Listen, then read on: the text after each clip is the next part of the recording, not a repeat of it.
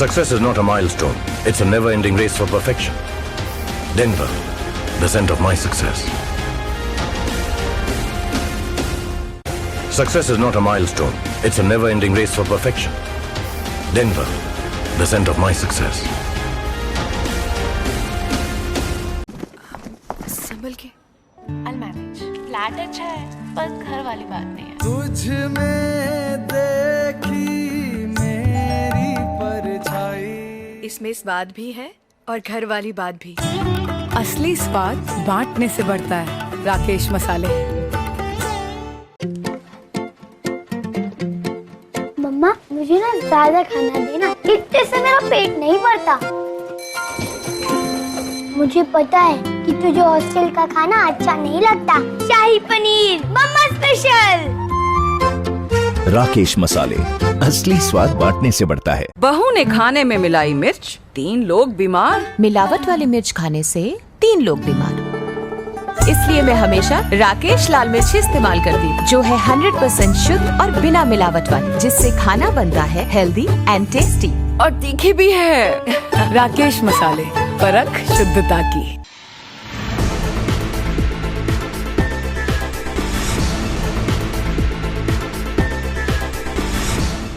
नमस्कार, मैं हूं आपके साथ प्रीति और आप देख रहे हैं प्लस न्यूज। खबरों में आगे बढ़ने से पहले एक नजर डाल लेते हैं इस वक्त की हेडलाइंस पर। शिक्षक अभ्यर्थियों ने किया प्रदर्शन। बिहार शिक्षक बहाली से डोमिसाइल को खत्म करने के विरुद्ध प्रदर्शन।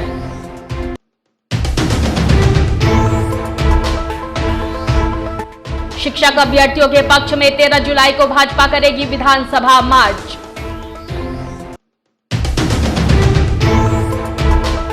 चिराग पासवान ने किया प्रेस कॉन्फ्रेंस, कहा बिहार सरकार के पास हर समस्या का एक ही है समाधान, लाठी।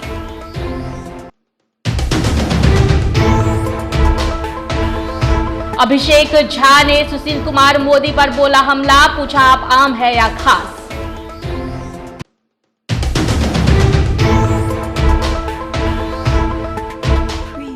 अब खबर विस्तार से। बिहार शिक्षक बहाली से डोमिसाइल को खत्म करने के विरुद्ध आज शिक्षक अभ्यर्थियों ने जमकर प्रदर्शन किया, जिसके बाद शिक्षक अभ्यर्थियों को तितर बितर करने के लिए प्रशासन के द्वारा शिक्षक अभ्यर्थियों पर लाठीचार्ज भी किया गया और कई शिक्षक अभ्यर्थियों को हिरासत में भी लिया गया।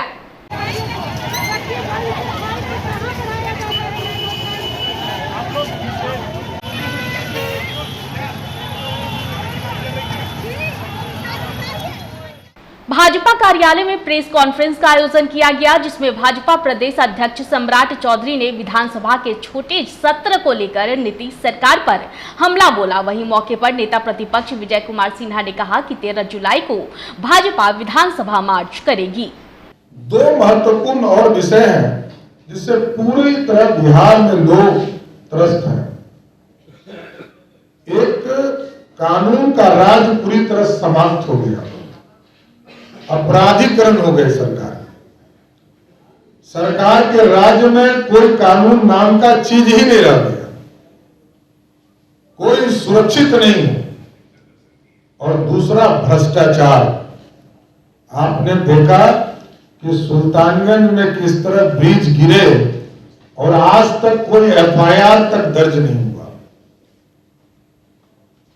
1410 करोड़ रुपया का पेमेंट हो चुका, जबकि 38% बिलों पर वो काम था। 1700 करोड़ में से 38% बिलों का काम था, तब भी 1400 करोड़ से अधिक का पेमेंट हो चुका। यह स्पष्ट झलकता है कि सरकार की संलिप्तता के आधार पर ही भ्रष्टाचार हो रहा है और ये पूरी तरह जिम्मेदार सिर्फ और सिर्फ नीतीश कुमार है। महागठबंधन के लोग जिम्मेदार हैं। आज शिक्षकों का अपमान हो रहा है तो उसके लिए जिम्मेदार सिर्फ और सिर्फ नीतीश कुमार और महागठबंधन की सरकार है।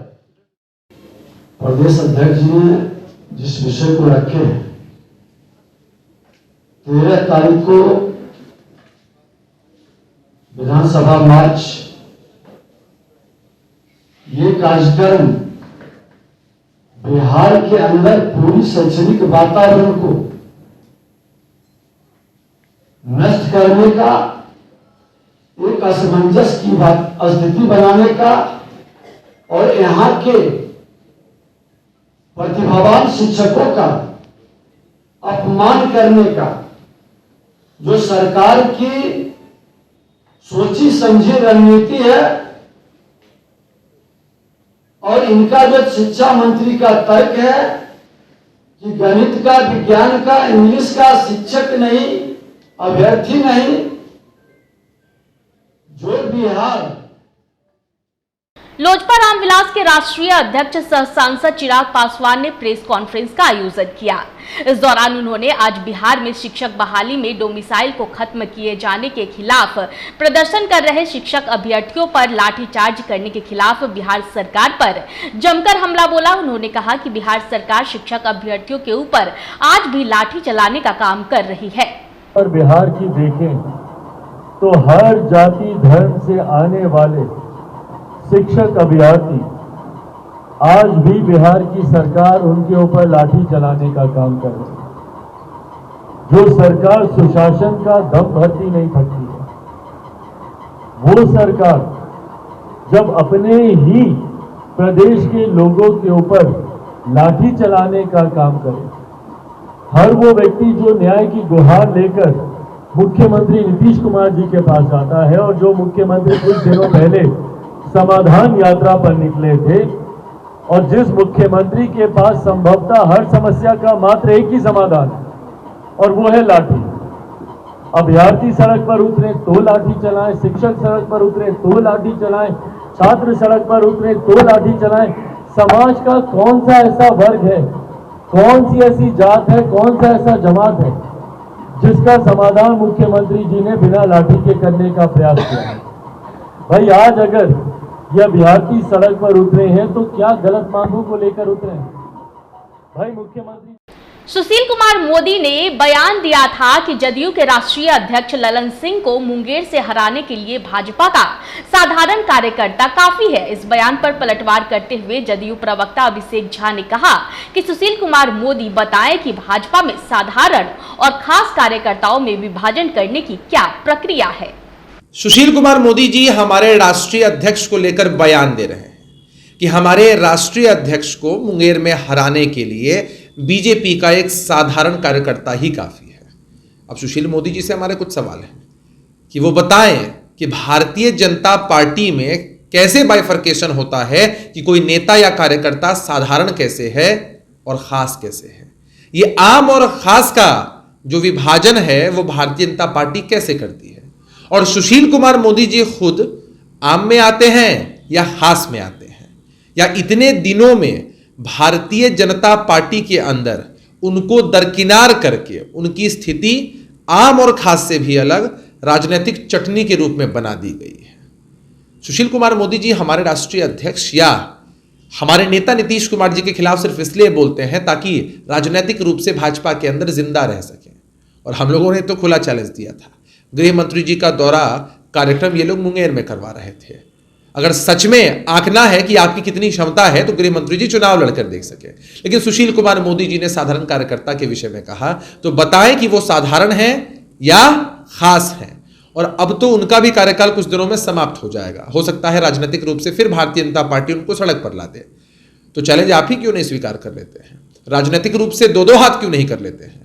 यह जो ललन सिंह जी का फोबिया है ना, दिन रात आपके दिमाग में घुसा हुआ है, और उनकी स्वीकार्यता पूरे बिहार में है। मुंगेर वासी उनको फिर लाखों वोटों के अंतर से जिता कर भेजेंगे और आप लोगों की स्थिति राजनीतिक रूप से बद से बदतर हो जाएगी।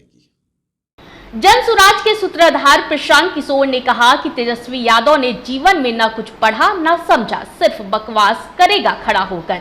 किसी विषय का ज्ञान है नहीं, कभी जाति पर बोलना है, कभी धर्म के नाम पर बोलना है, दूसरे पार्टियों पर बस आरोप प्रत्यारोप करना है। बिहार में जितना आदमी है सब अनपढ़ आदमी है। हम लोग बिहार के नहीं हैं, हम बिहार के सरकारी स्कूल से नहीं पढ़े हैं, हम अंग्रेजी नहीं बोल रहे हैं, हम फ्रेंच नहीं बोल रहे हैं, भोजपुरी हमसे बढ़िया बोलेगा वो लोग।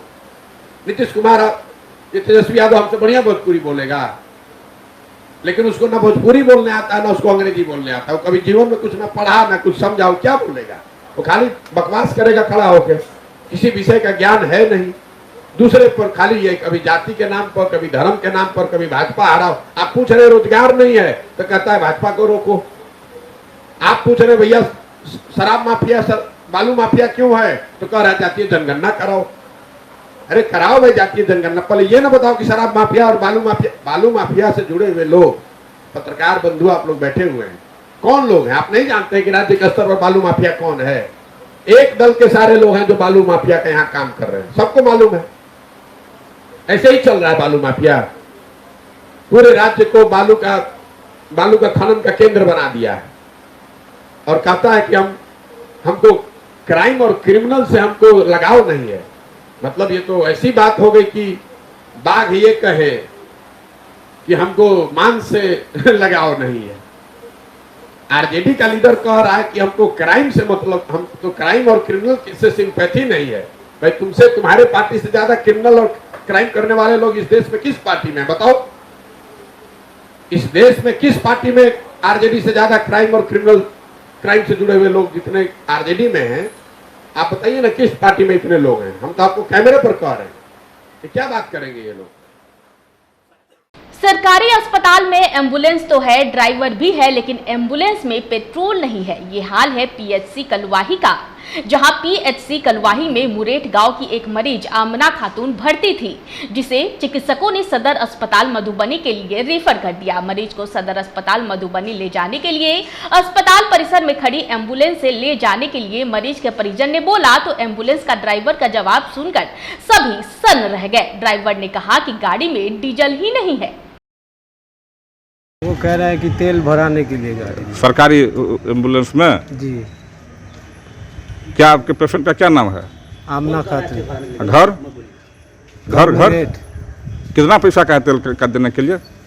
तेल का पैसा कितना होगा? 6 लीटर का 600-700 रुपया होगा, वही होगा। और इस वक्त बोला भी नहीं है तेल का पैसा, बताइए। सुधीर बोल दिया है, बोल रहा है तेल उसमें नहीं, हम तो नहीं बोले ना, ये अपने बोले जो तेल लगेगा, ये भी जाके बोले ना ऑक्सीजन के लिए चाहिए, तो ये अपने बोले जो तेल लगेगा सो हम देंगे, तो हम बोले 6 लीटर तेल लगेगा। हम बोले हैं तेल के बारे में, आप बोले तेल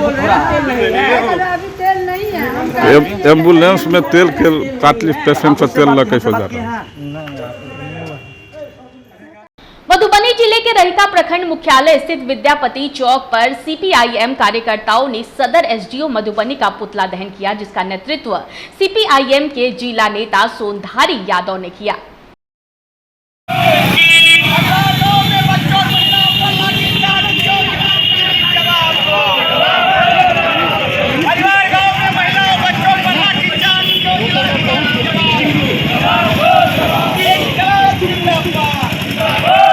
मधुबनी नगर निगम क्षेत्र के वार्ड नंबर 24 फ्रीडम गली स्थित एक खास समुदाय के घर के सामने ईद के मौके पर कुर्बानी दिए हुए पशु का आपत्तिजनक अवशेष दिखाई देना देखते ही देखते अलग रंग लेने लगा। मधुबनी नगर के शांतिप्रिय नागरिक कुछ देर के लिए सशंकित होते रहे।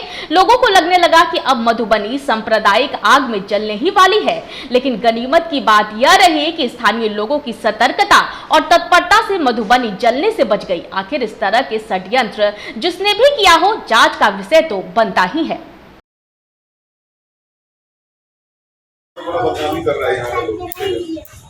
तो स्पोर्ट बनाइए, जरूरी है आना। अगर फ्री होते तो 2 मिनट आपको ज्यादा अच्छा लगता है।